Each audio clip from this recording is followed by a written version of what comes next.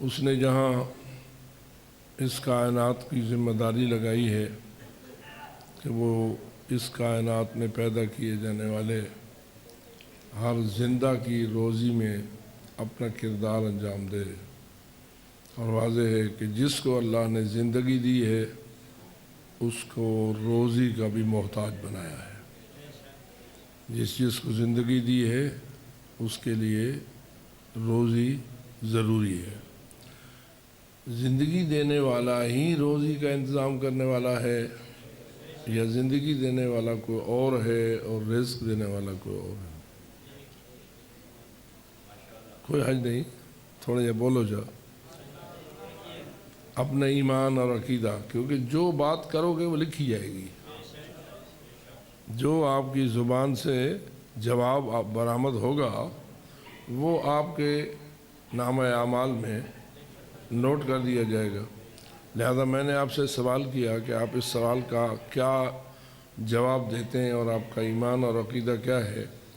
جس نے زندگی دی ہے وہی رزق دینے والا ہے، یا زندگی دینے والا کوئی اور ہے اور رزق دینے والا کوئی اور ہے؟ ایک ہی ہے۔ اسی کے نام کے آپ نعرے لگاتے ہیں۔ جب آپ کہتے ہیں نعرہ تکبیر، اس کا مطلب کیا ہے؟ کہ اللہ وہ ہے جو سب سے اکبر ہے، یعنی زندگی دینے میں بھی وہی اکبر ہے اور رزق دینے میں بھی وہی اکبر ہے۔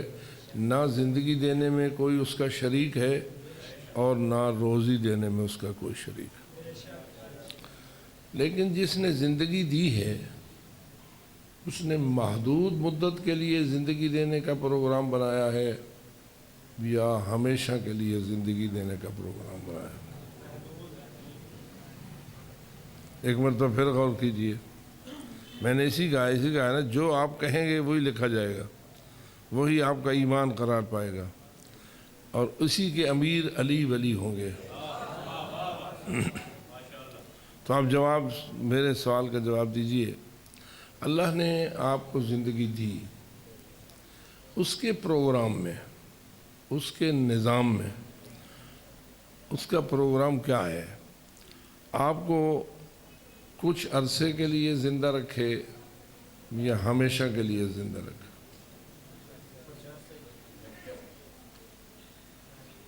اور اگر موت کے بعد بھی زندگی ہو ہے؟ موت کے بعد، چونکہ آپ جب جواب دیتے ہیں تو آپ کے ذہن پہ موت سوار ہوتی ہے کہ موت تو آنی ہے، کل نفس ذائقۃ الموت، موت آنی ہے۔ موت آنی ہے تو زندگی بیچاری محدود ہے، زندگی موت تک ہے۔ لیکن میں آپ کو پھر متوجہ کرتا رہتا ہوں، او بابا پہلے اپنا ایمان اس بات پر پختہ کر، تجھے جو کچھ محمد و آل محمد نے تعلیمات دی ہیں اس میں موت کے بعد کی زندگی کا اندازہ ہے یا یقینی ہے؟ جی، جس کو یقین ہے وہی صلوات بھیجے۔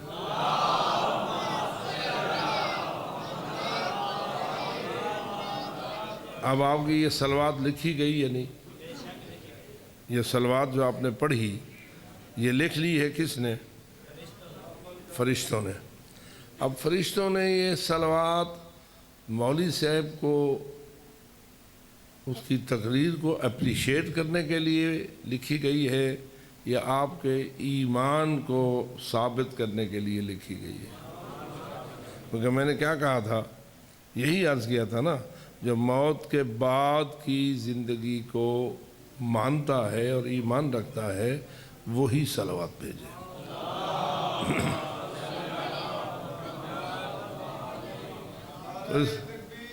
اللہ اکبر، یا رسول اللہ،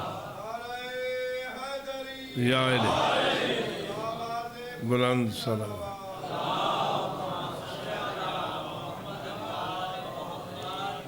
اب آپ کی یہ صلوات کس فرشتے نے لکھی؟ کرامن کاتبین میں سے ایک دائیں ہے اور دوسرا بائیں ہے۔ یہ صلوات کس نے لکھی؟ دائیں والے نے لکھی، لیکن دائیں والے نے ساتھ یہ بھی لکھا کہ یہ موت کے بعد کی زندگی کے یقین کے طور پر صلوات پڑھ رہا ہے۔ یہ صلوات اس نے کیوں پڑھی ہے؟ کہ یہ بتانا چاہتا ہے کہ میرا ایمان ہے، میرا یقین ہے، مجھے کوئی شک نہیں ہے اس بات میں کہ جتنی موت میرے لیے یقینی ہے اتنا بھی موت کے بعد دوبارہ زندہ ہونا بھی میرے لیے۔ اب پھر پوری پڑھیے صلوات بآواز بلند۔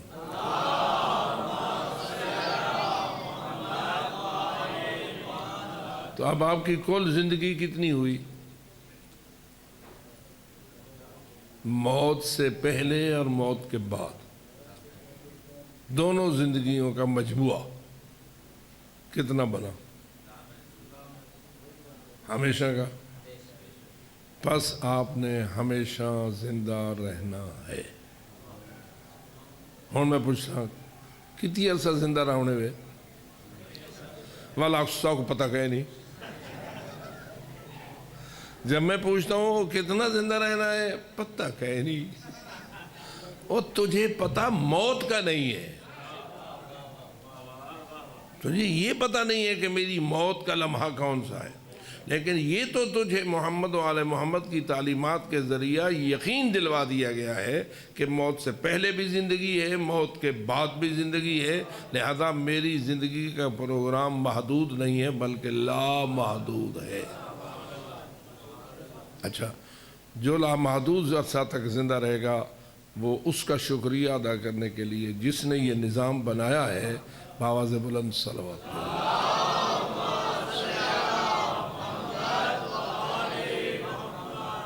اب آپ نے ہمیشہ زندہ رہنا ہے یا قیامت تک زندہ رہنا ہے؟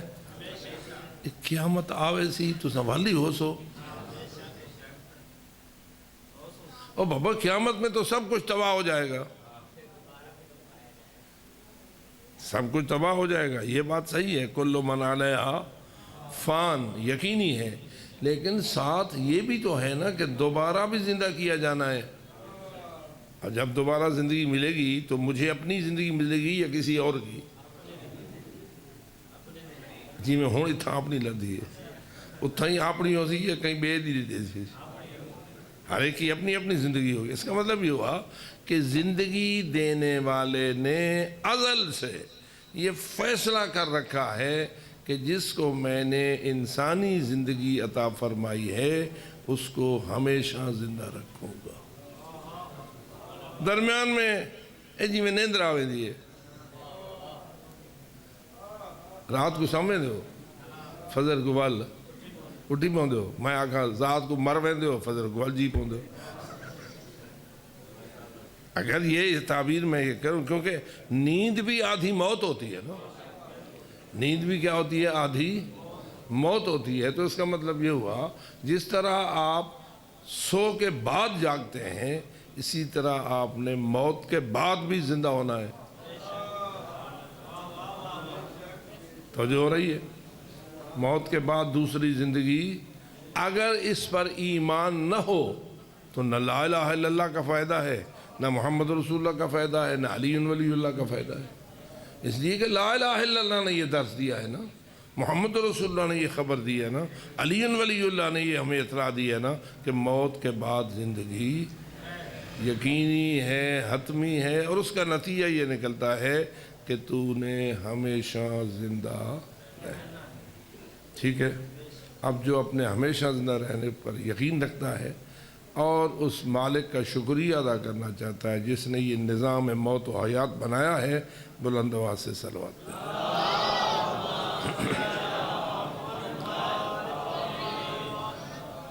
اچھا، اب میرا عرض یہ ہے، یہ جو دوبارہ زندہ ہونا ہے اور ہم اس طرح ہم نے ہمیشہ زندہ رہنا ہے، یہ ہر کسی نے ایسا رہنا ہے یا کسی نے؟ مثلا جتنی بیٹھے ہو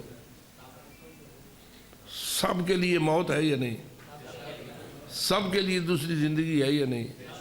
یا کو نہیں کئی دوسری والی زندگی کہنا تھی سن؟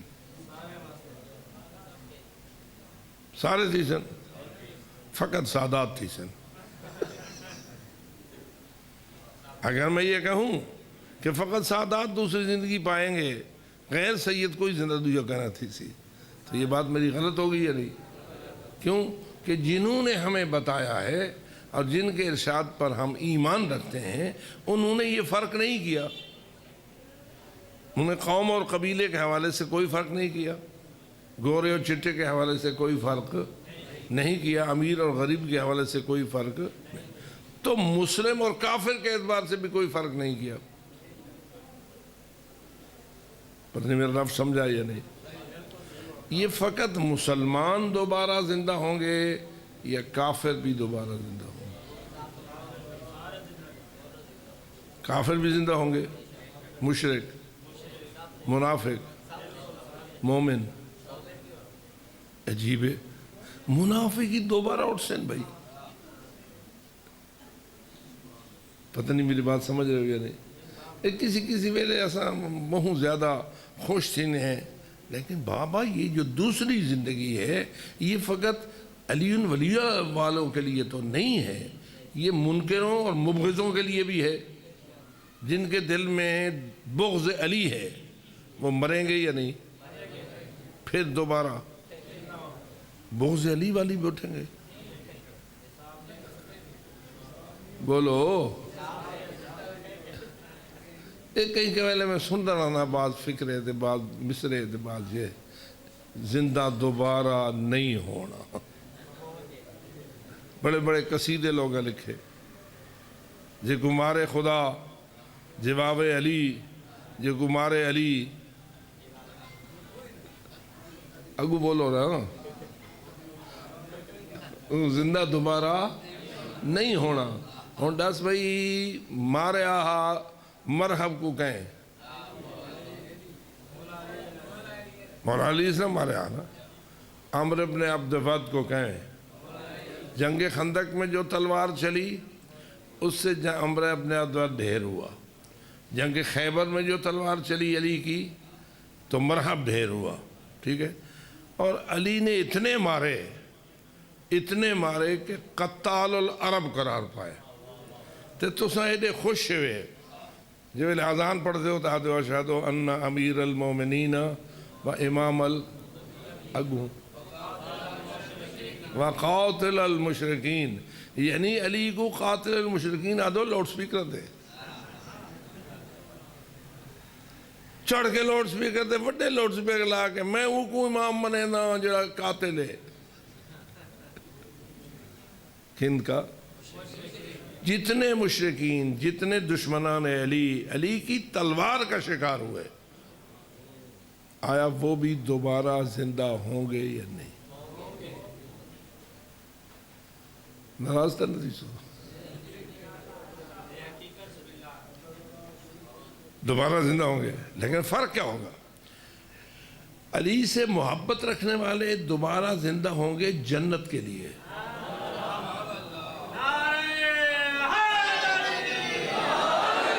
اور علی سے بغض رکھنے والے جہنم کے لیے. جنت میں کتنا عرصہ رہیں گے؟ ہمیشہ. تو جہنم میں ہمیشہ تو دونوں طرف ہے. ہمیشہ کی زندگی جنتیوں کے لیے بھی ہے اور ہمیشہ کی زندگی جہنمیوں کے لیے ہے. قرآن مجید کی صراحت ہے، اولئک اصحاب الجنہ ہم فیہا خالدون، اولئک اصحاب النار ہم فیہا خالدون. دونوں آیتیں موجود ہیں. جو الذین آمنوا وعملوا الصالحات، جن کے دلوں میں محبت علی ہے اور جن کے اعمال صالح ہیں، وہ کیا ہوں گے؟ اولئک اصحاب الجنہ، وہ جنت میں جائیں گے. ہم فیہا، وہ جنت میں ہمیشہ رہیں گے. والذین کفروا، اور جو لوگ کافر ہیں، اولیاءہم الطاغوت، انہوں نے وڈیرے طاغوت ہیں. یخرجونہم من النور الی الظلمات، وہ طاغوت انہیں نور سے نکال کر اندھیروں میں غرق کر دیتے ہیں، اور نتیجہ کیا نکلتا ہے؟ اولئک اصحاب النار ہم فیہا خالدون. انہوں نے جہنم کتنی عرصے واسطے؟ ہم ادھر بھی ہمیشہ، ادھر بھی ہمیشہ. دوسری زندگی چاہیے دی ہے یا نہیں؟ اب سوال یہ ہے کہ یہ دوسری زندگی کوئی جانا ہے جنت اور کوئی جانا ہے جہنم. یہ مقدر دی کھیڑ ہے یا کچھ آپ کرنا پوسی؟ آپ کرنا پوسی۔ واہ واہ واہ واہ، سبحان اللہ۔ مثلا پیر سے میرے سامنے بیٹھے پیر سے تو سادات جو تب کو سید قائم بڑھائے، اللہ نے آپ کی تقدیر میں لکھا، اس نے اپنے آپ کے مقدر کے مطابق آپ کو سادات میں سے قرار دے دیا۔ اس میں آپ کی محنت کا کوئی اثر نہیں، آپ کے کافش کی کوئی حیثیت نہیں ہے، بس اس کی منشا تھی، اس نے آپ کو سید کی اولاد بنا دیا۔ اور جو غیر سید ہیں ان کو کس نے غیر سید بنایا؟ نہیں، میرے خیال ہے انہیں تھوڑی کمی کمزوری رہ گئی تو انہیں کو غیر سید بننا پہ گیا۔ نہیں، یہ سارا فیصلہ تقدیری ہے، سید ہونا بھی تقدیری فیصلہ ہے اور غیر سید بلوچ ہونا بھی تقدیری فیصلہ ہے۔ انہیں دسو بھئی بلوچ ناراض تھی میں صاحب کو سید کیوں نہیں بنایا؟ دیکھ، یہ تقدیر کا فیصلہ ہے، لیکن جنتی اور جہنمی بننا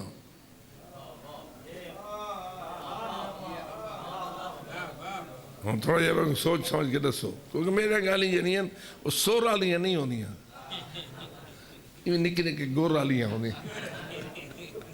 ٹھیک ہے، اب میں آپ سے پوچھ رہا ہوں کہ آپ کا پروگرام جنتی بننے کا ہے یا نہیں، اور جہنمی بننے کا نہیں ہے؟ آپ جنتی ہونا چاہتے ہیں تاکہ ہمیشہ جنت میں رہیں، آپ جہنمی ہونے سے بچنا چاہتے ہیں تاکہ ہمیشہ جہنم سے بچے رہے۔ لیکن یہ جنتی ہونا ایسے ہی ہے جیسے سید ہونا، یہ سونا ہونا، گورا ہونا، کالا ہونا، اچا ہونا، جھکا ہونا، بڈا ہونا، یہ چیز تو تقدیر کا فیصلہ ہے نا، اس میں تو کسی کا اپنا اختیار نہیں ہے۔ لیکن جنتی ہونا، بولو، اگر جنتی ہونے کے لیے حب علی ضروری ہے، یہ ہے یا نہیں؟ جنتی ہونے کے لیے حب علی شرط ہے۔ آپ جانتے ہیں کہ حدیث پاک میں اکثر آپ نے سنا کہ رسول اکرم نے فرمایا، اگر ساری دنیا علی کی محبت پہ کٹھی ہو جاتی اللہ جہنم پیدا ہی نہ کرتا۔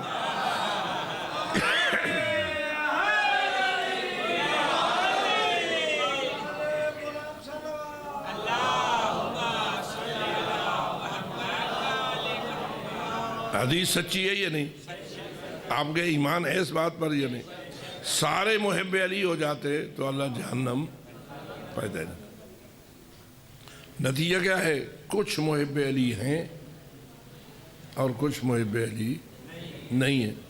اب جو محب علی ہیں انہوں نے اپنے اختیار سے علی کی محبت کو اپنایا ہے یا ان کے اپنے اختیار کا کوئی تعلق نہیں؟ تو جو سارے بیٹھے ہو، جس جس دل میں حب علی ہے، جتنی ہے اتنا بلند نعرہ حیدری، یہ نعرہ حیدری اپنے اختیار نال مارے ہوئے، اختیار نال مارے ہوئے، تو جڑے نعرہ حیدری میں آکھا دے نہ مارے وہ بھی اپنے اختیار نال نہ مرے سن، جڑے مرے سن وہ بھی اپنے اختیار نال مرے سن، جڑے نہ مرے سن وہ بھی اپنے اختیار نال۔ اب بتائیے کہ جنت میں جانا تقدیری ہوا یا اللہ کا فیصلہ ہوا؟ ایک آپ کے اپنے اختیار کی وجہ سے۔ یہ جتنے مبغض علی ہیں، جتنے اللہ کے منکر ہیں، جتنے نبوت و رسالت اور رسول اعظم کے منکر ہیں، جتنے امامت کے منکر ہیں، جتنے آخری امام کے منکر ہیں، یہ سارے اپنے اختیار بد کی وجہ سے منکر ہیں۔ ایسا نہیں ہے کہ ان کی کوئی خاندانی وجہ ہے اور ان کے کوئی ڈانگ کی وجہ ہے اور ان کے کوئی چہرے کی وجہ ہے، نہیں، ہو سکتا ہے کوئی بلال جیسا کالا ہو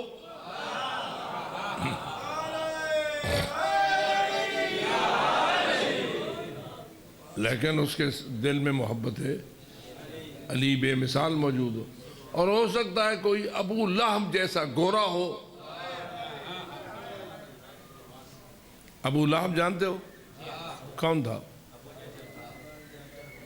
ابو لہب میرا خیال ہے کوئی تھوڑا تھوڑا غیروں کو ہی پہچانا کرو.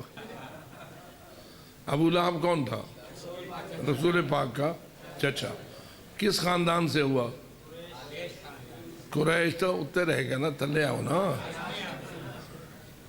بنی ہاشم تھا نا. چاچا جو ہوا رسول اکرم کا تو بنی ہاشم ہوا یا نہ ہوا؟ اگر ابو طالب بنی ہاشم ہے تو ابو لہب بھی بنی ہاشم ہے. براج ہے. بات سمجھ آ رہی ہے؟ اچھا، ابو لہب کیوں کہتے تھے؟ یہ کنیت تھی نا، ابو لہب. ابو لہب آگ کے شعلے والا. لہب کہتے ہیں شعلے کو. اس کو ابو لہب اس لیے کہا جاتا تھا کہ اس کا چہرہ آگ کے شعلے کی طرح دمکتا تھا. تو بندہ کالا ہا یا گورا، سونا ہا یا کوڑا، ہاوے رسول دا چاچا تے ہے سونا، چونکہ بنی ہاشم بھی ہے. ٹھیک ہے، خوبصورت ہے. خوبصورتی کی وجہ سے اسے ابو لہب کہا جاتا ہے. لیکن جنتی ہے یا جہنمی ہے؟ سیصلا نارن. قرآن نے صراحت کیا. اجا جینا ودا، اجا مویا نہ ہا تے اللہ فرمایا این جہنم منجنے. تبت یدا ابی لہب متب ما اغنی عنہ مالہ وما کسب سیصلا نارن. ٹھیک ہے، یہ جو آیت ہے یہ ابو لہب کے مرنے کے بعد نازل ہوئی تھی یا ابو لہب کی زندگی میں نازل ہوئی تھی؟ بات سمجھ آ رہی ہے؟ ابھی رسول کا یہ چچا ابو لہب مرا نہیں تھا، اس لیے اللہ نے سیصلا کہا ہے. سیصلا جو سین ہے نا، اس کا معنی ہوتا ہے جلے گا. یہ نہیں ہے کہ جل رہا ہے، جلے گا. سیصلا نارن، یہ خود بھی نار میں جہنم میں جلے گا. وامرأتو، اور اس کی بیوی بھی. اس کی بیوی بھی جلے گی. یعنی یہ میاں بیوی دونوں جہنمی ہیں. ابھی زندہ تھے، موت ابھی انہیں نہیں آئی تھی، اور قرآن نے اطلاع دی تھی کہ یہ دونوں کہاں جائیں گے؟ جہنم جائیں گے. ٹھیک ہے. اب رنگ چٹا ہے جہنمی، تے بلال رنگ کالا تے ہے جنتی. عمار ابن یاسر رنگ کالا لیکن جنتی. اس کا مطلب یہ ہوا جنتی یا جہنمی ہونا یہ رنگت پر موقوف نہیں ہے، یہ انسان کے اپنے کردار پر موقوف ہے، اپنے ایمان پر موقوف ہے. اسی لیے اللہ نے فرمایا والعصر ان الانسان لفی خسر الا الذین آمنوا وعملوا الصالحات. باواز بلند صلوات.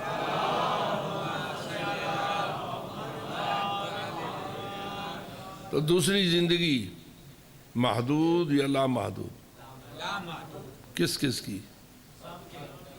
جی سب کی. بھاوے ہوئے کافر، باوے ہوئے مشرک، باوے ہوئے منافقہ. گال کرو چرا تو زیادہ غصہ منافقہ تے چڑھ دے. یہ ہے یا نہیں؟ کافرہ تے مشرکان دوتے اینے ناراض نہیں تھی دے جتنا منافقان دوتے ناراض تھی دے. اور اللہ فرماتا ہے ان المنافقین فی الدرک الاسفل من النار. میں منافقہ وہاں سے بڑائی جہنم دی جھکی جا ہے.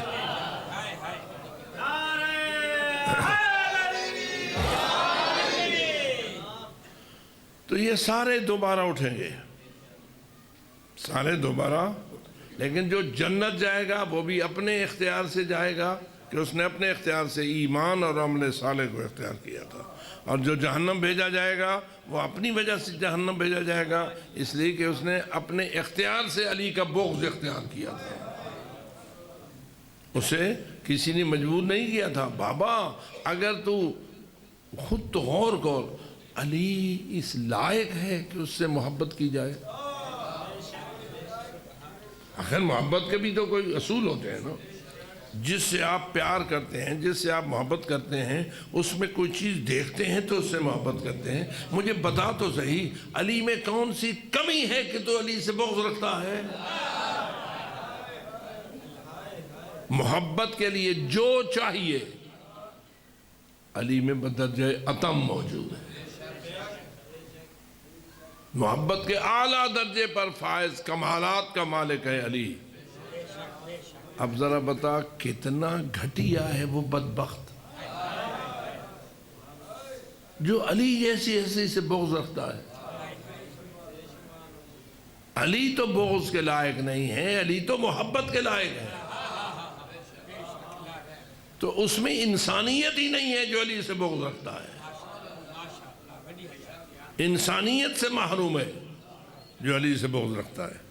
اس لیے خالق کا شکریہ ادا کیا کرو کہ آپ کے دل میں حب علی کا نور موجود ہے. اس نور کو ثابت کرنے کے لیے نعرہ حیدری یا علی. اب بتائیے اللہ نے اس نور کی حفاظت کا بھی کوئی پروگرام بنایا ہے؟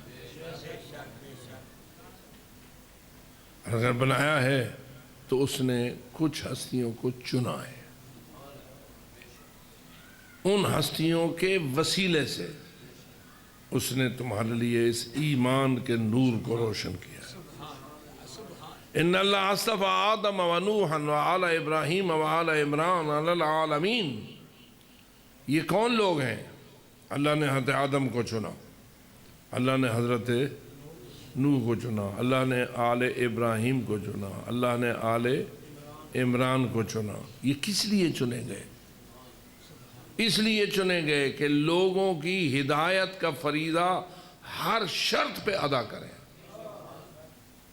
لوگوں کے دلوں میں ایمان کے نور کو راسخ کرنے کے لیے ہر کوشش کریں، حتیٰ کہ اگر اپنے سر بھی کٹوانا پڑے کٹوا دیں، لوگوں کو ایمان سے محروم ہونے سے بچائیں. آپ جانتے ہیں یا نہیں؟ مثلا آپ مظہر حسین صاحب سے پوچھیں، خرچہ کرتے ہیں، یہ مجلس جو ہوتی ہے کچھ خرچ ہوتا ہے یا نہیں؟ ہوتا ہے. پیسے بھی خرچ ہوتے ہیں، وقت بھی خرچ ہوتا ہے، محنت بھی خرچ ہوتی ہے، خرچ ہوتا ہے.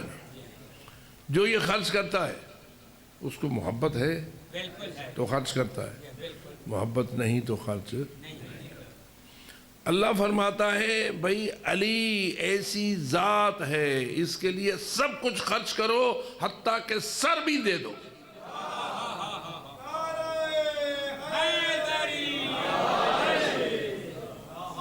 علی کی محبت اتنی بلند چیز ہے کہ تمہاری زندگی اتنی قیمتی نہیں جتنے حب علی قیمتی ہے.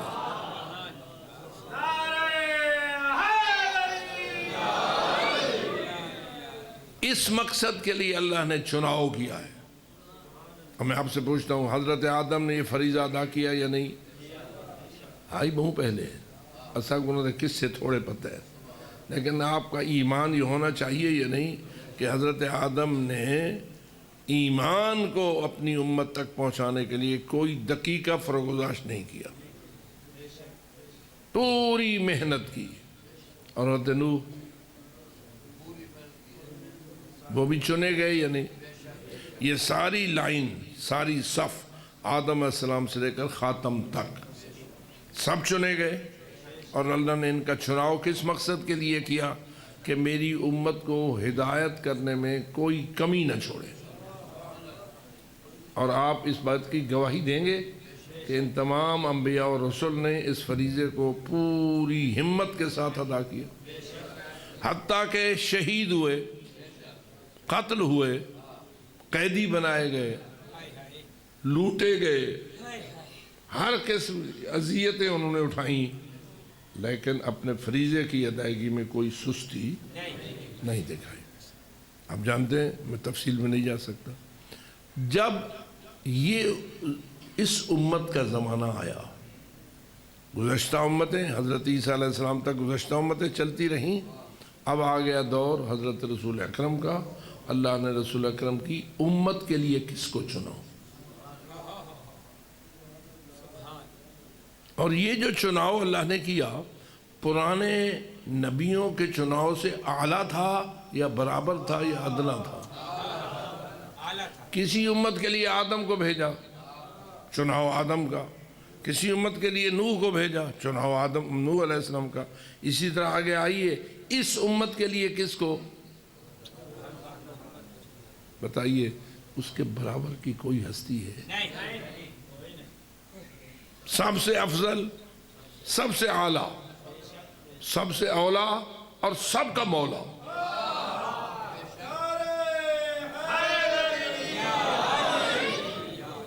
اللہ نے ان کو چنا. پھر پوچھتا ہوں، اس کے بعد معاملہ ختم ہو گیا یا چناؤ چلتا رہا؟ علی کے بعد رسول کے بعد کس کو چنا؟ جی پہلے مولا علی کا نام لیجئے. یہ ہون نعرہ حیدری دا مزہ آوے سیدھا.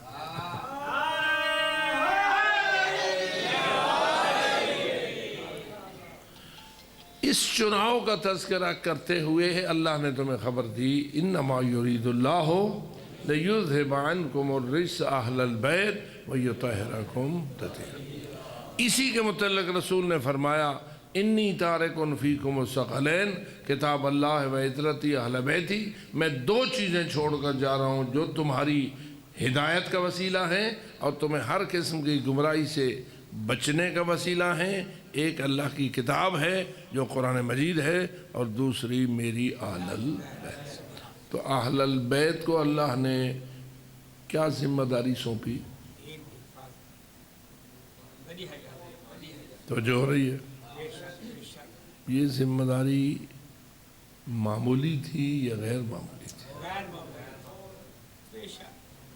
اور آپ اندازہ لگائیں، جن ہستیوں کو اللہ نے یہ ذمہ داری دی ان نے وہ ذمہ داری پوری 100% ادا کی یا 99% ادا کی؟ کوئی کمی، کوئی سستی. اس کے لیے قربانیوں کا مرحلہ کتنا سخت رہا.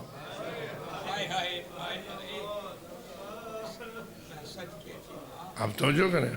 میں مانتا ہوں کہ سلیمان ابن داؤد بھی اللہ کے نبی تھے، انہیں بھی ایمان کو پھیلانے اور لوگوں کو ہدایت کرنے کے لیے چنا گیا تھا، لیکن ان کو اللہ نے شاہی دی تھی، ان کو بادشاہی دی تھی. انتہائی امیر تھی، غریباً یا امیراً؟ حضرت سلیمان بن داؤد جی. لیکن سخت امتحان کس کا ہوتا ہے؟ جو غربت میں ذمہ داری نبھائے یا دولت سے ذمہ داری نبھائے. آپ اندازہ کریں، کپڑے پھٹے ہوئے، کھجور کے پتوں کے پیوند لگے ہوئے. میں کبھی کبھی سوچتا ہوں جو کچھ سیرت امیر المومنین نے امیر المومنین کے ظاہر کا نقشہ کھینچا ہے نا، اگر اس شکل میں امیر المومنین سارے ہمارے سامنے آ جائیں تو شاید ہم مانی نہ کہ یہ علی ہے.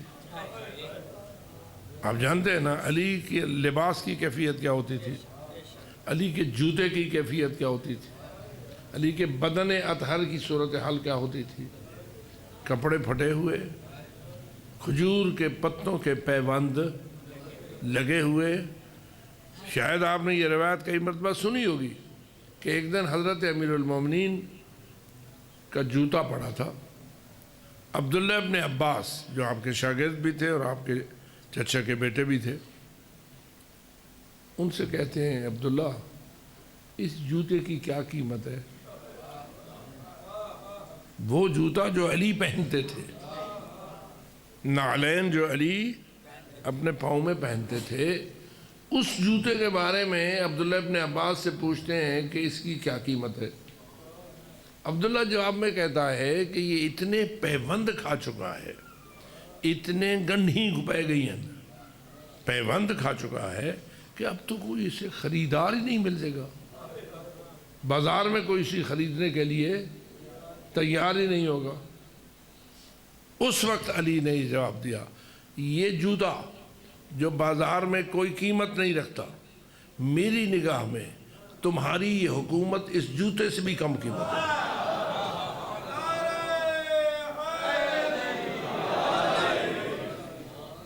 اب آپ اندازہ لگائیں، علی کی زندگی سادہ ترین زندگی تھی یا امیر ترین زندگی تھی؟ حیران ہوتا ہے بندہ جب ان روایات کو پڑھتا ہے کہ سوکھی روٹیاں بند کر کے رکھتے تھے، اوپر مہر لگا دیتے تھے۔ کسی نے پوچھا مولا ہیں ہی پہلے جو کی روٹیاں ہیں نہیں سکیاں، آپ اس کو بند کر کے مہر کو لگا دیتے ہیں؟ فرماتے تھے مجھے ڈر لگتا ہے کہیں حسنین اس کو کسی روغن اور گھی سے آراستہ نہ کر دیں۔ یعنی میں پسند نہیں کرتا کہ اس کو کوئی گھی تیل یا اس قسم کی چیز لگائی جائے۔ میں اس کو معلوم ہوا وہ کھانا علی کھاتے تھے جو کوئی نہ کھا سکتا تھا۔ یہ علی کی زندگی ہے۔ اور اگر آپ کو ایسا علی سامنے آ جائے تو سمجھو جب مولا علی ہم اپنے ذہن میں جو علی کا تصور رکھتے ہیں وہ کچھ اور ہے، اور علی کی زندگی کی تصویر جو کتب میں بیان کی گئی ہے وہ کچھ اور ہے۔ ایسی ہستی کو اللہ نے چنا ہے تیری ہدایت کے لیے۔ اب بتا ایمان کو ہم تک پہنچانے میں کوئی کمی علی نے کی؟ اسی راستے میں جیے اور اسی راستے میں مارے گئے۔ آج فقط اس بات کی طرف اشارہ کر کے بات کو ختم کر دیتا ہوں، یہ ذمہ داری تنہا علی کے فرد کی تھی، یہ علی کے خاندان کی تھی۔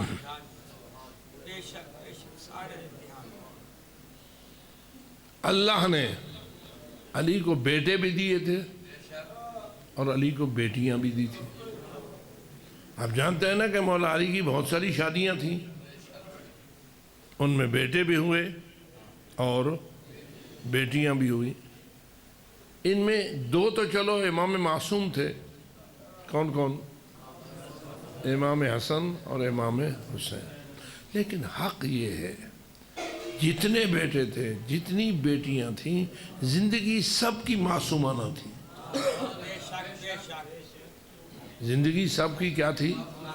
معصومانہ تھی، یعنی کوئی برائی ان سے سرزد نہیں ہوتی تھی اور کسی نیکی کو چھوڑنے والے نہیں تھے، ہر قسم کے اعلیٰ اخلاق کے مالک تھے۔ یہی تو وجہ ہے کہ عباس کی کوئی زندگی کمزور تھی؟ محمد ابن حنفیہ ان کے بھائی سارے اپنے مقام پر عصمت مآب قسم کی شخصیتیں تھیں۔ یہ علیحدہ بات ہے کہ نص میں جس کی عصمت کو اللہ نے بیان کیا وہ تو وہی ہستیاں ہیں جن کو ہم امام معصوم کہتے ہیں، ورنہ باقی ان کے بہن بھائی بھی کوئی اپنے کردار میں کمزور شخصیتیں نہیں تھیں۔ اب میں آپ سے فقط اتنی بات پوچھتا ہوں، بی بی زہرا کا جانشین کون؟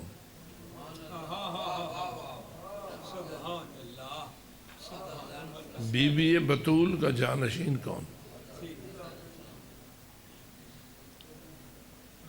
نتیجہ کیا نکلے گا؟ تھوڑا سا اگر سوچو گے تو جواب ذہن یہی دے گا کہ اگر زہرا کا کوئی جانشین ہو سکتا ہے تو وہ وہی ہو سکتی ہے جس کو اللہ نے زینب بنایا۔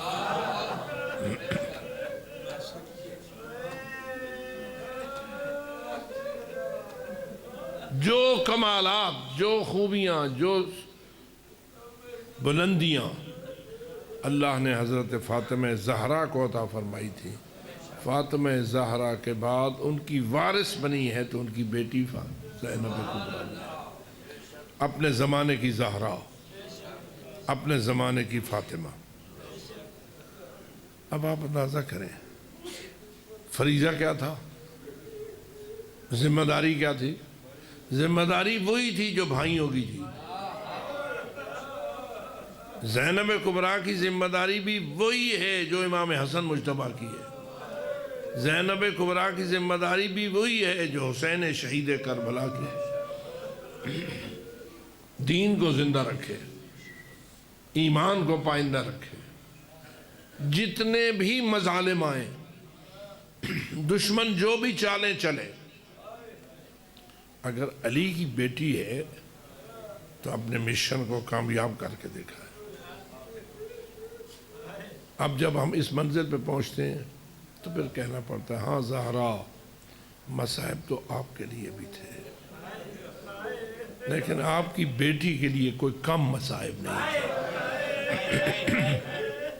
ہائے ہائے آپ اندازہ کریں، آپ اکثر یہ بات سنتے اور پڑھتے رہتے ہیں، اماں، یعنی اگرچہ کہ الفاظ اس قسم کی روایت کے بی بی زینب کبریٰ سے نہیں ملتے، لیکن ہم زبان حال سے اس قسم کے الفاظ کو بولتے ہیں۔ جو حالات تھے وہی گویا کہہ رہے تھے کہ بیٹی اپنی ماں سے کہہ رہی ہے اماں تجھے تو دربار میں چند گھنٹے کے لیے جانا ہے،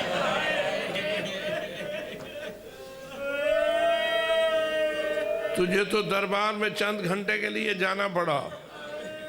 شاید آپ نے یہ روایت سنی ہوئی ہوگی نا کہ جب بی بی گئی ہے دربار خلافت میں اپنا حق مانگنے کے لیے تو منظر کیا تھا؟ بنی ہاشم کی خواتین نے بی بی کو اپنے گھیراؤ میں لیا ہوا تھا۔ بنی ہاشم کی خواتین کا ایک گروہ زہرا کو اپنے گھیراؤ میں لیے ہوئے تھے اور سب اس قسم کا پردہ پہنے ہوئی تھیں کہ سر سے لے کے پاؤں تک کوئی حصہ نظر نہیں آتا تھا۔ تجر ازیالہا، چادریں زمین پر خط کھینچ رہی تھی تاکہ کسی کو پاؤں پہ بھی نظر نہ پڑ سکے۔ ساری بنی ہاشم کی خواتین اس کیفیت میں تھیں، درمیان میں زہرا تھی تاکہ کوئی پہچان نہ سکے کہ نبی کی دھی کون سی ہے۔ کیونکہ چند خواتین ایک ہی لباس میں جب جا رہی ہوں تو پھر پہچان تو نہیں ہوتی نہ دور سے کہ کون جا رہی ہے، گویا یہ حالت تھی۔ پھر کیا تھا؟ اعلان ہو گیا تھا پہلے بی بی طاہرہ کی طرف سے کہ آج بی بی اپنے بابا کے صحابیوں سے بات کرنا چاہتی ہے، اپنے بابا کے صحابیوں سے بات کرنا چاہتی ہے۔ چونکہ مدینے میں یہ بات معلوم ہو گئی تھی اس لیے کثیر تعداد میں صحابہ مسجد میں آئے اور نتیجہ یہ نکلا کہ مسجد نبوی صحابہ سے بھر گئی۔ بی بی نے حکم دیا، ایک کنات لگائی گئی۔ مسجد کس کی ہے؟ پیغمبر اکرم کی ہے۔ حاضر لوگ کون سے ہیں؟ رسول کے صحابی، کلمہ پڑھنے والے۔ پھر بھی کنات لگی ہے، پھر بھی کنات لگی ہے اور بی بی اس کنات کے پیچھے آ کے کھڑی ہوئی ہے۔ اب منظر کیا ہے؟ بی بی چاہتی ہے کہ اپنے بابا کے صحابیوں سے اپنے حق کے بارے میں گفتگو کرے، اپنے حق کے بارے میں گفتگو کرے۔ روایت یہ کہتی ہے ابھی بی بی کی زبان سے بسم اللہ کا لفظ نکلا نہ تھا کہ ایک چیخ بلند ہو۔ یعنی بی بی نے اس تصور میں کہ مجھے رسول کے صحابیوں سے بات کرنی پڑ رہی ہے، ایک احساس ہوتا ہے نا، ایک دل کا ارمان ہوتا ہے، تو بی بی کے دل کے ارمان نے بی بی کو رونے اور چیخنے پر مجبور کر دیا اور نتیجہ یہ نکلا کہ ایک چیخ بی بی کی بلند ہوئی، رونے لگی اور روتے روتے روتے زمین پر بیٹھ گئی۔ جب یہ آواز صحابہ کے کانوں پہ رونے کی پڑی تو سارے ایک جیسے تو نہ تھے، ان میں سے بہت سارے صحابہ نے رونا شروع کر دیا۔ مسجد نبوی سے رونے کی آوازیں بلند ہو گئی۔ بی بی کچھ دیر زمین پر بیٹھنے کے بعد پھر اٹھی اور بی بی نے پھر اپنی گفتگو کا آغاز کیا۔ اب پوچھتا ہوں زینب تیرے ساتھ کیا ہوا؟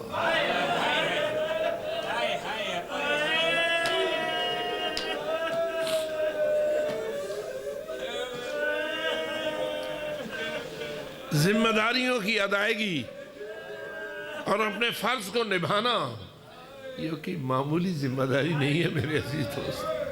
بس اتنا پوچھتا ہوں، جب امام حسین نے کہا ہوگا آؤ مدینہ چھوڑ دیں، آؤ مدینہ چھوڑ دیں، بتا علی کی بیٹی کے قلب کی حالت کیا ہوگا؟ زہرا جائی کے دل کی کیفیت کیا ہوگی؟ ہماری ایک مشکل ہے، ہم شیعوں کے بھی ایک مشکل ہے آج کل بالخصوص، جب تک سخت ترین انداز میں پڑھنے والا سخت ترین قسم کے الفاظ کو استعمال نہ کرے اس وقت تک سننے والا گریہ نہیں کرتا۔ جتنا جملہ سخت آتا ہے اتنا گریہ زیادہ آتا ہے، اگر جملہ سخت نہ ہو تو گریہ بھی نہیں آتا، عادت بن گئی ہوئی ہے۔ لیکن ذرا بتا تو صحیح حالت کیا ہوگی زہرا جائی کی؟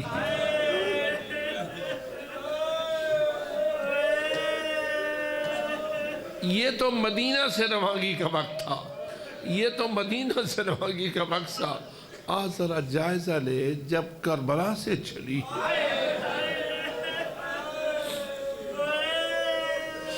کتنا فرق ہے مدینہ کی روانگی میں اور کربلا کو چھوڑنے میں۔ وہاں کیا منظر تھا، یہاں کیا منظر تھا، کٹے ہوئے سر، نو کے سینہ پہ سوار، کوئی سر کسی بوڑھے کا ہے، کوئی سر کسی جوان کا ہے، کوئی سر کسی بچے کا ہے، حتیٰ کہ علی اصغر جیسے شیرخانوں کے سر بھی کٹے ہوئے نو کے سینہ پہ سوار ہے۔ اب آپ اندازہ لگائیں خدا جانے ان بیویوں کے جگر کو کس حالت میں انسان بیان کرے، جبکہ سارا دن خون بہتا رہا ہے، لاشیں گرتی رہی ہیں، تیر چلتے رہے ہیں، تلواریں چلتی رہی ہیں، کبھی وہ لاشا آ رہا ہے، کبھی وہ لاشا آ رہا ہے، کبھی وہ لاشا آ رہا ہے، اور خواتین تو کم از کم اور کچھ نہ کریں تو لاشیں جو آئیں تو رونا تو ان کا فریضہ ہے، گریہ کرنا تو خواتین کا فریضہ ہے۔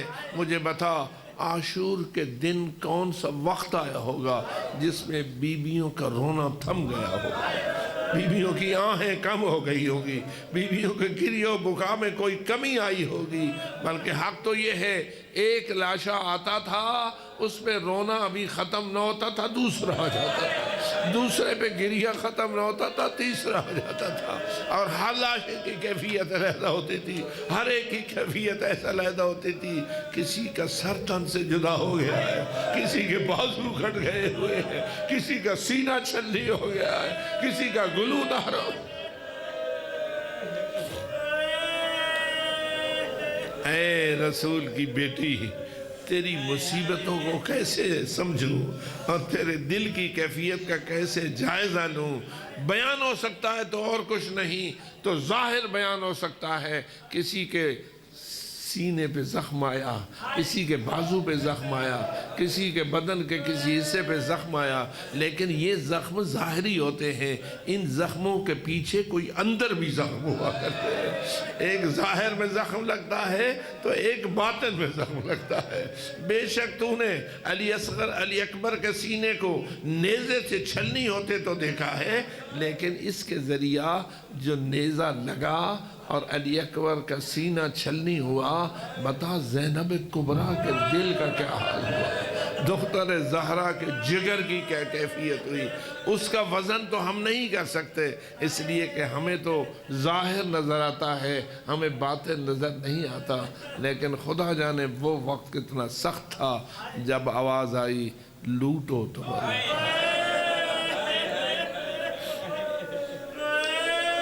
لوٹو، لوٹنے والے لوٹنے کے لیے آئے۔ مولانا حسین بخش جاڑا صاحب کی طرف منسوب ایک جملہ نقل کیا جاتا ہے، انہوں نے کہا تھا ایک لوٹنا ہوتا ہے چوروں کا، ایک لوٹنا ہوتا ہے ڈاکوؤں کا، ایک لوٹنا ہوتا ہے فوج کا۔ ڈاکو جب لوٹتا ہے تو ڈر ہوتا ہے کہ کوئی آ نہ جائے، فوج جب لوٹتی ہے تو اسے کائے کا ڈر ہوتا ہے، وہ بے ڈر ہو کے لوٹتی ہے۔ اب بتا کس نے لوٹا ہے رسول کی بیٹیوں کو اور کس نے ظلم کیا ہے زہرا جائیوں پر؟ کہیں شمر ہے جس کے ہاتھ میں رسول کی بیٹی کی چادر ہے، اور کہیں وہ خبیث ہے جو حضرت فاطمہ کے پیچھے لگ گیا ہوا ہے۔ ہاتھ میں اس کے نیزہ ہے اور رسول کی بیٹی آگے آگے دوڑ رہی ہے، پیچھے پیچھے وہ ظالم دوڑ رہا ہے، اور بی بی کہتی ہے میں اس وقت غشی کھا کے زمین پہ گر پڑی جب مجھے اپنی پشت میں نیزے کا لگنا محسوس ہوا۔ نیزہ لگ گیا، بی بی غشی کھا کے گر گئی، غشی میں چلی گئی۔ جب ہوش میں آئی تو منظر کیا تھا، پھپھی شانہ ہلا رہی تھی، اٹھو میری بیٹی، اٹھو میری بیٹی۔ اور بیٹی جب اٹھتی ہے تو حالت کیا ہے، سب سے پہلے اپنے سر کا جائزہ لیتی ہے تو دیکھتی ہے کہ سر پہ چادر موجود نہیں ہے، اور پھپھی سے عرض کرتی ہے پھپھی اماں کوئی کپڑے کا ٹکڑا ہے جس سے میں اپنے ننگے سر کی حفاظت کروں؟ اور پھپھی کہتی ہے بیٹی انظری الیہ، ذرا مجھے تو دیکھ، اماں تو کوئی مثلک، تیری پھپھی بھی تیری طرح سر ننگے ہو چکی ہوئی ہے، اب ذرا خود اندازہ لگائیے اس سے کیا کیفیت جنم لے رہی ہے اور قلوب پہ کیا وار ہے مصیبتوں کا جو ہو رہا ہے۔ لیکن عزادارو، کیا مصیبت یہاں ختم ہو گئی؟ بس آج تو فقط یہی حوالہ دے کے مجلس کو ختم کر دیتا ہوں۔ اونٹوں، رسول کی بیٹی ہو، زہرا جائی ہو، گلے میں رسی ہو، ہاتھوں میں رسی ہو، بے پالان اونٹوں پہ چڑھا دی جائے، لاد دی جائے۔ اب بتاؤ، کبھی کبھی مولانا محمد یاد شاہ صاحب قبلہ کا یہ جملہ پڑھا جاتا ہے کہ وہ پوچھتے تھے اے میری ماؤں بہنوں، تم میں سے کوئی ہے جو ننگے اونٹ کی پشت پر بیٹھے؟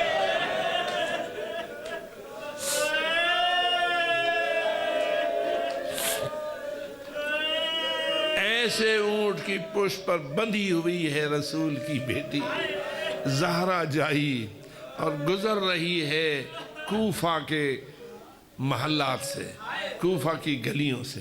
منظر کیا بن گیا ہے کہ چھتوں پہ تماشبین عورتیں آ گئی ہیں، اور یہ تو امت کا، عوام کا ایک دلچسپ مشغلہ ہوتا ہے نا کہ جب اس قسم کی کوئی صورت ہو تو تماشبینوں کا مجمع لگ جاتا ہے۔ اب خواتین چڑھ گئی ہیں اپنے کوٹھوں کی چھتوں پر اور گزر رہی ہیں گلیوں میں سے رسول کی بیٹیاں ان سواریوں پر جو اونٹوں کی پشت پر ہیں۔ اب اونٹوں کی پشت پر ہے زہرا جائی، رسیوں میں بندھی ہوئی، قیدی کی گئی، سر سے چادر لٹی ہوئی، حالت یہ ہے۔ اور اس وقت ایک بی بی پوچھتی ہے بی بی من ایل اسارہ انتن، اتنا تو بتاؤ تمہارا خاندان کون سا؟ کس خاندان کی قیدی ہو تم؟ جس کو جیسے آپ کبھی کبھی اپنی سرائکی میں کہتے ہیں کون تھی دے ہو، یعنی ایک قیدی بی بی تو کس خاندان کی قیدی ہے؟ اب میں آپ سے پوچھتا ہوں، سادات بھی بیٹھے ہو، غیر سادات بھی بیٹھے ہو، اللہ نہ کرے کوئی خاتون اس منظر میں ہو اور اس سے پوچھا جائے تیرا خاندان کیا ہے تو وہ خاندان چھپائے گی یا بتائے گی؟ تقاضۂ فطرت کیا ہے؟ تقاضۂ نفسیات کیا ہے؟ اگر ایسی کیفیت میں کسی خاتون سے اس کا خاندان پوچھا جائے تو وہ خاندان کو بتانا پسند نہیں کرتی۔ لیکن ذرا سوچ تو صحیح، رسول کی بیٹی نے چھپایا یا بتایا؟ اس وقت رسول کی بیٹی نے جواب میں یہ کہا نحن اسارہ اہل البیت، ہم اس خاندان کی قیدی عورتیں ہیں جن کے متعلق قرآن فرماتا ہے انما یرید اللہ لیذھب عنکم الرجس اہل البیت ویطہرکم۔ گویا بی بی یہ بتا رہی ہے ہم اس خاندان اہل البیت سے ہیں جن کی ذمہ داری ہے کہ دین بچائیں، ایمان کے نور کو روشن رکھیں، ہر ظلم کا مقابلہ کریں، ہر ستم کا مقابلہ کریں۔ بس آخری جملہ یہ کہتا ہوں، وہ وقت پھر کتنا سخت ہوگا جب ان بیبیوں کو شام میں داخل کیا، کیونکہ کوفہ میں داخلہ تو ہوا تھا کربلا سے آ کر۔ کربلا اور کوفہ کا فاصلہ جانتے ہو، جو حضرات ظاہر ہو، سوار ہو کے آئے ہو، وہ فاصلہ زیادہ ہے یا کوفہ اور شام کا فاصلہ زیادہ ہے؟ लुटी हुई, कैदी बनाई गई, पत्थर खाती हुई, जुल्म सहती हुई, चली है करबला से, कूफा से गुजर कर लाया गया है दमिश्क के शहर में, और दमिश्क के बाहर काफिले को रोक दिया गया है। सहल इब्न साद एक सहाबी है, वो इत्तेफाकन बैतुल मुक़द्दस की ज़ियारत के लिए अपने घर से निकला हुआ था, लेकिन बैतुल मुक़द्दस जाने के लिए दमिश्क से गुजरना पड़ता था। दमिश्क में वारिद हुआ तो उसने क्या देखा, ईद का समा है, लोगों ने फाखरा लिबास पहने हुए हैं, औरतों ने जोड़े बनाए हुए हैं, और फाखरा तरीन लिबास जो एक ईद और खुशी के माहौल में होते वो पहने हुए हैं, सुरमे काजल लगाए हुए हैं, जेवर पहने हुए हैं, रंग व सरूद जारी है, रक्स व सरूद जारी है, और बाज़ारों में नाच रहे हैं लोग। सहल इब्न साद सहाबी रसूल है, देख कर शामियों के इस मंजर को परेशान हो जाता है।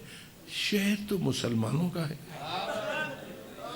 तरीका मुसलमानों का नहीं है।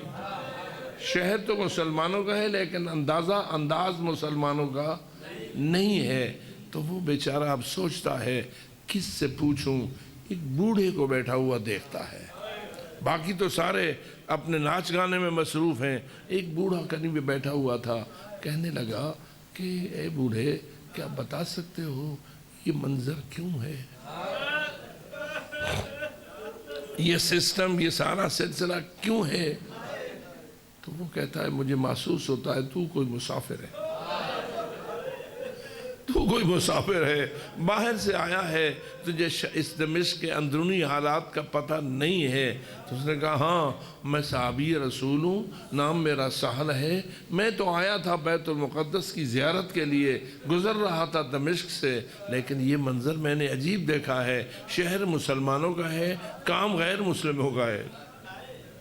उसने कहा हाँ तू सही समझ रहा है, दरअसल इस शहर के हुक्मरान को अपने दुश्मन पर फतह हासिल है, इस शहर के अमीर को यानी हुक्मरान को अपने दुश्मन पर फतह हासिल हुई है, और उसने अपने दुश्मन को मरवा दिया है, और अब उसके दुश्मन की औरतें और बच्चे कैदी बनाकर इस शहर में लाने का हुक्म दिया गया है। और पहले अवाम को हुक्म हुआ है खुशियाँ मनाओ, ईदें सजाओ, और उनका कैदियों का इस्तेकबाल करो, और अपने इस बाज़ार को सजाओ। वो कहता है तुम्हारे हुक्मरान का दुश्मन वो कौन है जिसको मरवा दिया गया है, वो कौन है? अब सहाबी रसूल है, और उसको क्या बताया जा रहा है कि उस रसूल के, उस हमारे हुक्मरान के दुश्मन का नाम हुसैन है। दुश्मन का नाम क्या है? हुसैन है। अब जब हुसैन नाम सुना तो बेचैन हो के रह गया, कांप के रह गया, हुसैन तो मेरे रसूल के बेटे थे। लेकिन फिर भी पूछने लगा वो किसका बेटा है हुसैन, हुसैन किसका बेटा है? अब आगे जवाब आता है हुसैन इब्न फातिमा। अब आप अंदाजा कीजिए 1400 साल बाद आपके सामने जब ये नाम आता है तो आप आहो बुखा में मसरूफ हो जाते हैं। बताओ सहाबी का हाल क्या होगा जिसने रसूल के कंधों पर हुसैन को देखा था, जिसने रसूल की पुष्ट पर सजदे में हुसैन को देखा था। ये मंजर जब उसने सुना तो एक मतलब हैरान हो के रह गया, वही हुसैन जो ज़हरा का बेटा है। उसकी खवातीन को गिरफ्तार कर हुसैन मारा गया है और उसकी खवातीन को गिरफ्तार करके लाया गया है और उसके बाल बच्चों को कैदी बना लिया गया है। उस वक्त वो पूछता है कहाँ है वो कैदी, कहाँ है वो कैदी। अब आप खुद समझ गए, सहाबी रसूल था, मुखलिस था, जिगर तो गम से भर गया ना, दुख से भर गया। पूछता है कहाँ है वो कैदी। اب بوڑھا آتا ہے اشارہ کرتا ہے الی باب الساعات، ادھر یہ جو دروازہ ہے نا سامنے، ادھر سے اس کے باہر ان قیدیوں کو روک لیا گیا ہے اور یہ سارا منظر قائم ہے، تھوڑی دیر بعد ان کو اندر بلایا جائے گا۔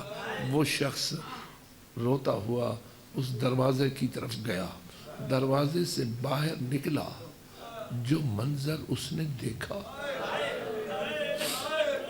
کہتا ہوگا اے کاش میری آنکھیں نہ ہوتی، اے کاش میری آنکھیں نہ ہوتی، میں نے یہ منظر نہ دیکھا ہوتا۔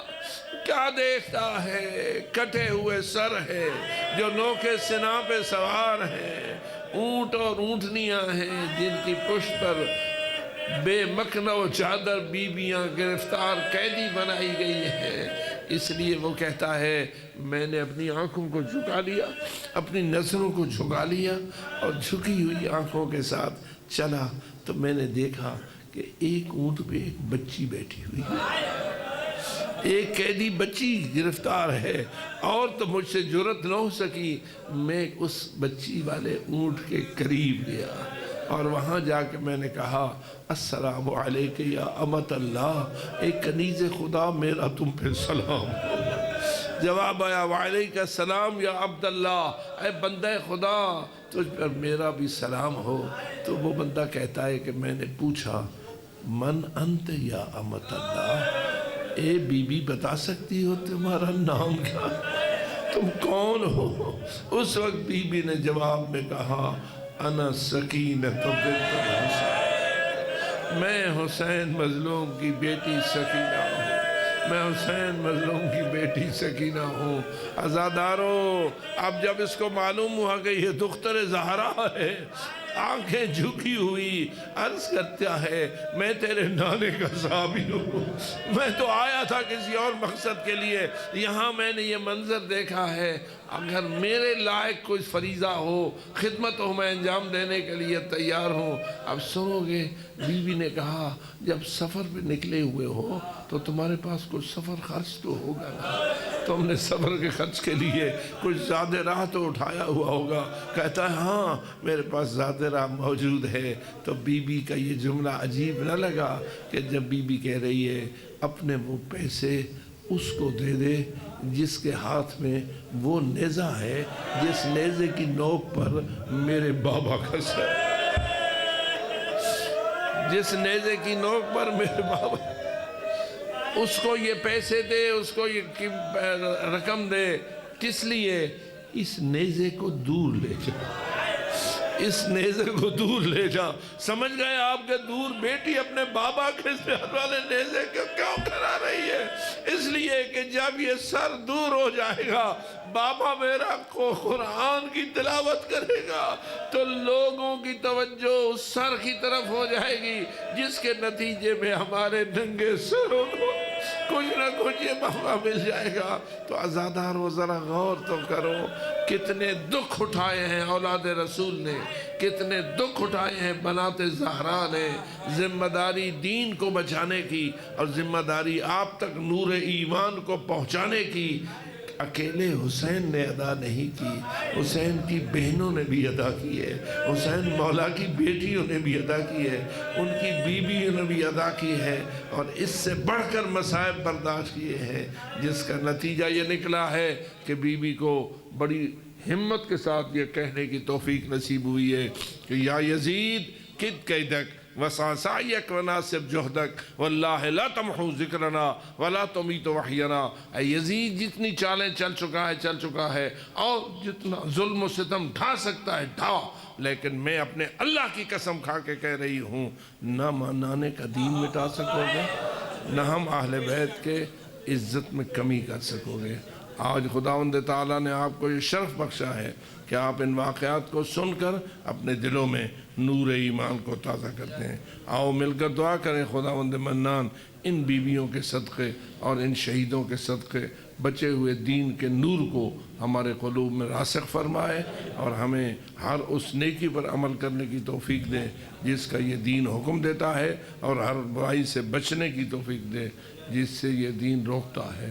خداوندہ ہماری ہدایت کا سامان تو نے بنایا ہے، ہمیں اس ہدایت پر فائز رہنے کی توفیق عطا فرما۔ خداوندہ ہمارے دلوں کو نور حب علی سے معمول فرما، حب آل محمد سے معمول فرما، جئیں تو علی کی محبت میں، مریں تو علی مولا کی محبت میں۔ خداوندہ یہ سارے مومنین و مومنات جو اس محفل میں تشریف لائے، ان سب کے دلوں کی جتنی بھی حاجات ہیں، صدقہ آل محمد کے مظلومین کا ان حاجات کو پورا فرما، بیماروں کو شفا عطا فرما، بے روزگاروں کو روزگار نصیب فرما، بے اولادوں کو اولاد عطا فرما، اور جو بھی کوئی دنیاوی مشکل ہے مشکلیں آسان فرما، اور بالآخر ہماری اخروی مشکلیں بھی آسان فرما۔ ہمیں بھی بخش دے، ہمارے آباء و اجداد کو بھی بخش دے، ہمارے بزرگان کو بھی بخش دے، اور ہمیں بارگاہ حضرت امام زمان علیہ السلام میں سرخرو ہونے کی توفیق عطا فرما، ان کے چہرہ نورانی کی جلد زیارت نصیب فرما، اور ان کے وجود ذی جود کے ذریعہ اس ظلم کی نگری کو عدل میں تبدیل فرما۔ وآخر دعوانا ان الحمدللہ۔ سبحان اللہ، بڑی حیات یہاں، بڑی بسم اللہ۔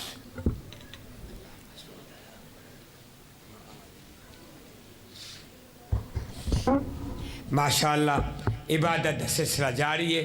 ہون تارے سامنے فخر ذاکرین، عمدۃ ذاکرین، شہنشاہ کثرت ذاکر آل محمد جناب مجاہد حسین بھٹا صاحب، انہیں دو بعد فخر ذاکرین ذاکر آل محمد جناب قمر عباس کھرل صاحب، انشاءاللہ شہزاد صابر صاحب، جناب بابا علی رضا داؤد خیل والے، تقی عباس قیامت صاحب، جی میں رل دے حسن اپنی ڈیوٹی دین دے حسن، اپنی عبادت دی قبولیت امام زمانہ دے ظہور انہ دی زیارت کیتے باواز بلند صلوات اللہ۔ چاچا میں 2 گھنٹے پڑھ گیا پھر ماں تھوڑا سی دیکھیا چلا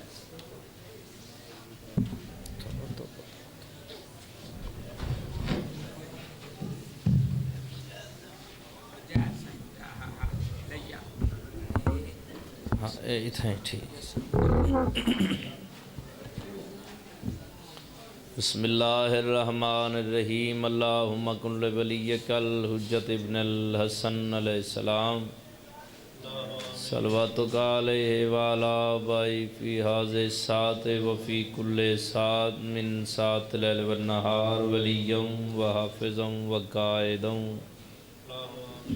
وناصرا ودلیلا وعین حتی تسکنہ ورزقات وان وتمتعہ فیہا طویلا۔